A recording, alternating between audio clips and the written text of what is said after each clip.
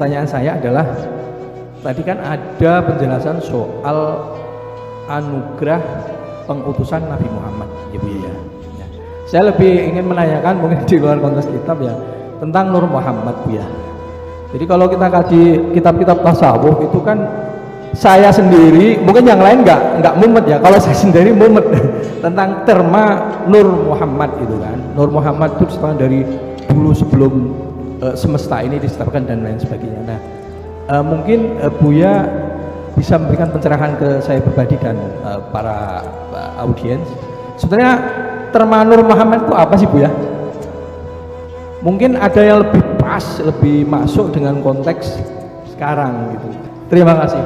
Assalamualaikum warahmatullahi wabarakatuh. Langsung saja Bu ya, ini jadi gini, ini dalam imajinasi orang Islam itu begini. Berawal dari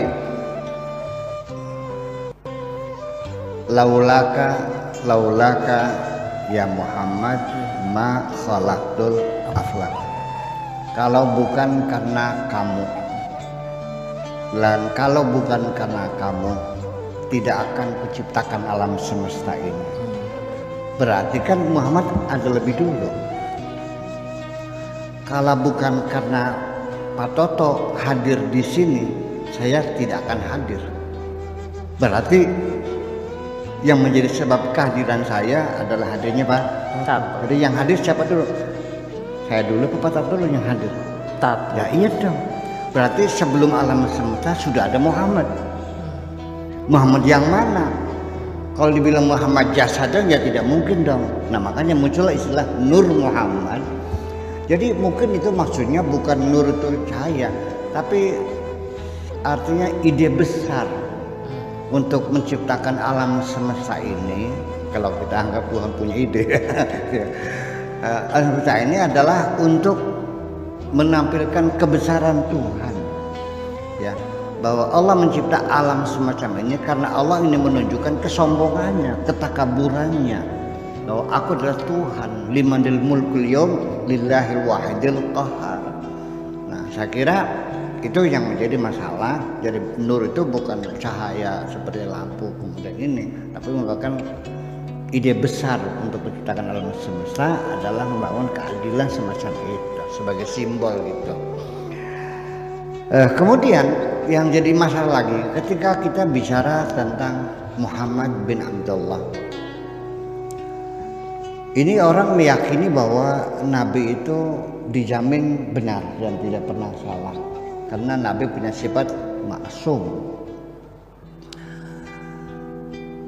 Tetapi kenapa terjadi Nabi Muhammad melarang orang penyerbukan kurma? Gak usah, biar aja angin lah, nanti kan juga ada kewanggung, ada apa namanya tawon dan sebagainya, itu juga selesai.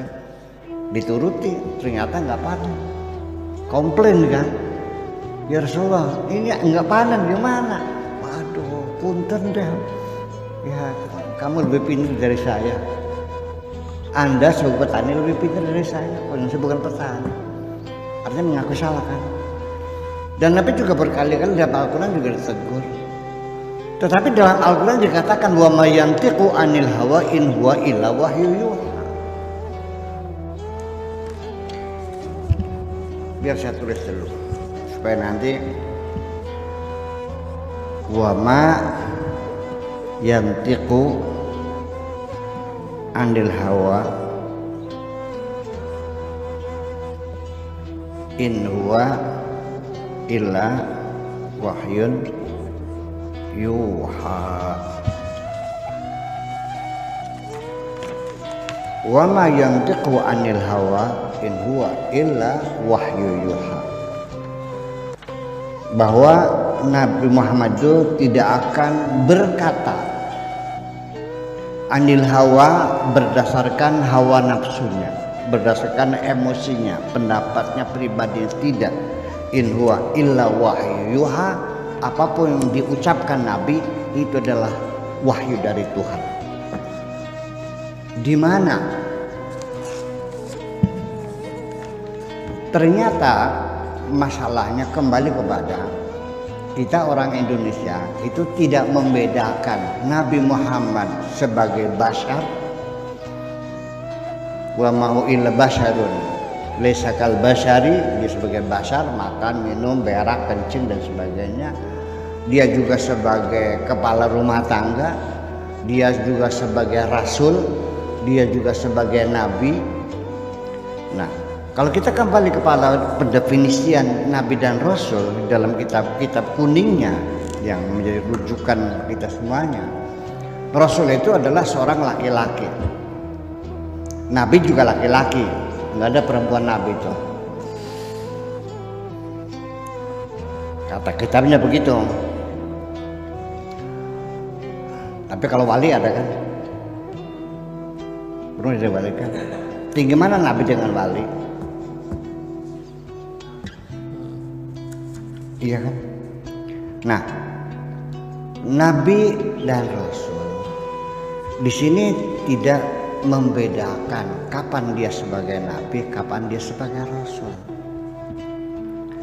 Nataka yantiku, ini bahasa Arabnya natikun, rasmi. Natikun rasmi, nataka itu juru bicara. Ketika dia sebagai rasul, maka statusnya sebagai jubirnya Allah. Maka seorang jubir tidak mungkin dia ngarang sendiri. Dia hanya menyampaikan bosnya. Jubir presiden, dia tidak boleh ngarang sendiri. Tidak boleh menambah dan mengurangi pun tidak boleh, apa adanya. Menurut pendapat Bapak Presiden bla bla bla bla titik, tidak boleh pendapat saya. Nggak boleh jubir ini. Nah, itulah ketika dia sebagai rasul dijamin karena dia jubir. Tapi sebagai nabi adalah manusia lelaki yang diberi wahyu. Ya masih salah. Ketika dilepaskan dari bimbingannya, dilepaskan sebagai manusia, ya salah.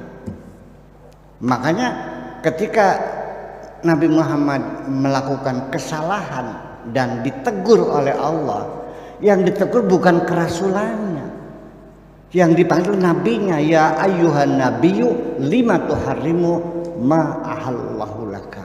Jadi ketika dia menganjurkan petani tidak usah dikawinkan lagi kurma itu, dia sebagai rasul, sebagai nabi, bukan sebagai rasul. Kemudian nabi itu mengharamkan sesuatu yang tidak diharamkan oleh Tuhan, dihalalkan, diharamkan, nabi ditegur, lima tuharrimu ma ahallallahu laka. Kenapa kamu berani-berani mengharamkan sesuatu yang sesungguhnya Allah telah menghalalkannya? Kan dimarahi. Itu bukan rasul, sebagai nabi. Jadi ketika dia jubir, ya dia tidak bisa berkata apapun kecuali apa yang diwahyukan. Dikiranya sampai berguraunya, sampai berpelukan dengan istrinya, dikiranya wahyu semuanya. Itu persoalannya. Dianggapnya saya semuanya, itu persoalan. Ini yang jadi persoalan. Jadi masih jelas lah, kira-kira begitulah kira-kira. Oke, baik, terima kasih Bu ya, luar biasa pemaparannya. Ya Rasulullah, ya Nabi, laka syafa'ah.